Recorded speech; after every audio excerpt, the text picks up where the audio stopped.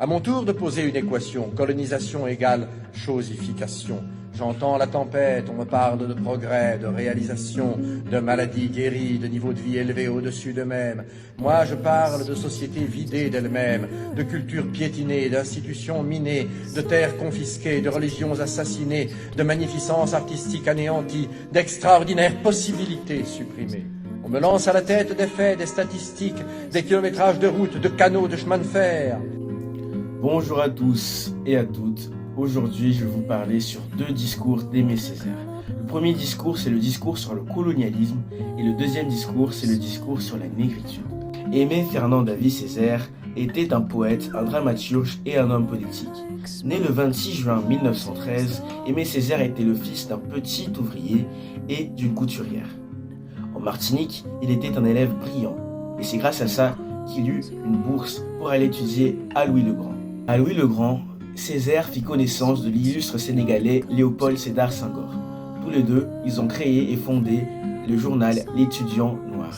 Et c'est là-bas que le terme négritude fut abordé pour la première fois. Parce que comme vous savez, en France, pendant cette époque, le racisme était toujours présent.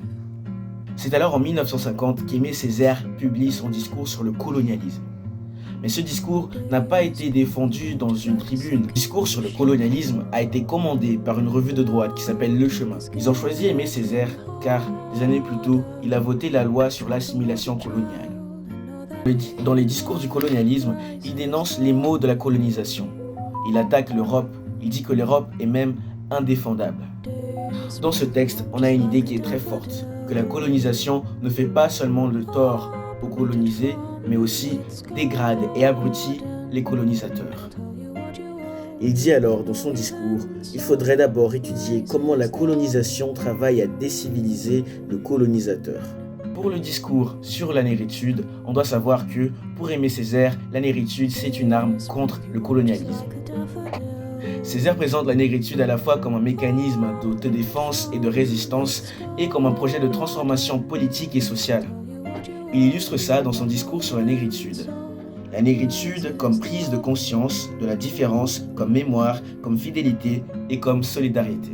Vous avez lancé le mouvement de la négritude. Que faut-il entendre par négritude? Oui, je sais que le mot n'est pas très bon. Mais on n'a pas trouvé d'autre. En tout cas, il dit bien ce qu'il veut dire. C'est un mouvement littéraire qui s'est donné pour but d'exprimer les problèmes de l'homme noir sur la base d'une prise de conscience par celui-ci de sa propre et de sa véritable condition. Maintenant, je vais vous dire mon point de vue sur ces deux discours.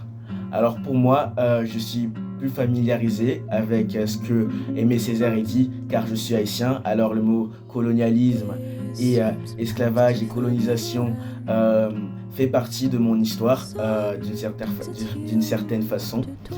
Et je suis vraiment fier qu'une personne de couleur noire, d'origine africaine et d'origine antillaise ait une position assez haute dans notre société et une importance significative dans notre société. On sait qu'il ne sera jamais oublié.